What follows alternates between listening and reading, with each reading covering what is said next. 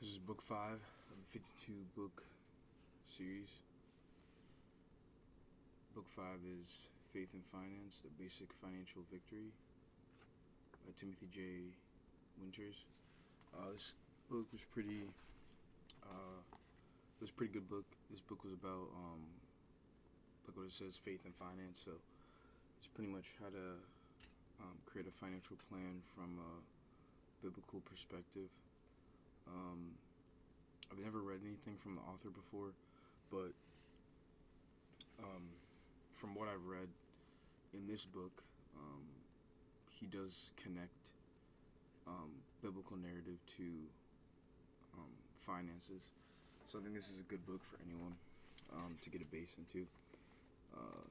He makes some good points about, being charitable, having no limit to charity, as well as having a plan for opportunities, so being more optimistic and living, in a faithful manner, not really how to live or how to, finance in faith more so, because, a lot of times people just save for no reason. They just save for a rainy day, which means that you're expecting a day to be bad.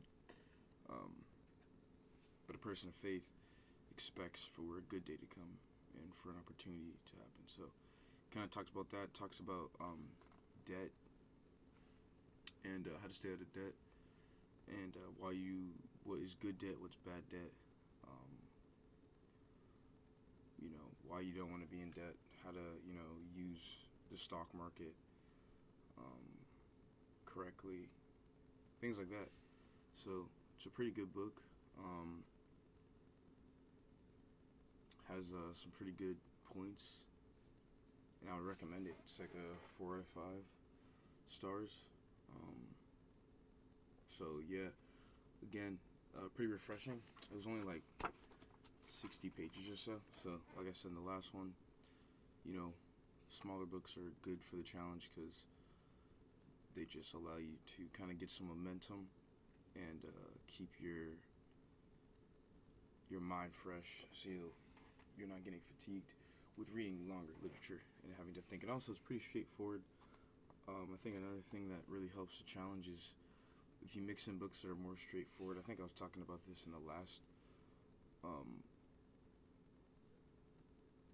last video, but if you're reading books that you have to intellectualize, or they don't really make the point clear, you kind of have to interpret it, or you have to really understand it, and it can essentially sometimes go into other points.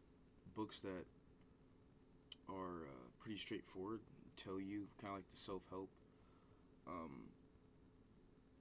those books can be good to contrast with more scientific, intellectual books, because what they do is that they give your mind a break. They're pretty easy to read because they're pretty straightforward. You don't need to think about this. They don't get your brain knocking, on all these different points, like the free to will or the will to power was for me. So we're going to be mixing in some simpler self-help books. I don't really have those, so I guess really I'm kind of screwed with that. But what I can do is mix in fiction. So if you don't like self-help books, you can mix in fiction as well. So we're going to be reading some fiction as well too. Usually I don't, but we have a lot of philosophy books.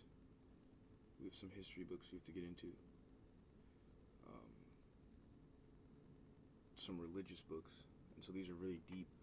So we need something a little more surface level. So we're going to read some fiction books as well. But Faith and Finance, 4 out of 5 stars. It's a great book.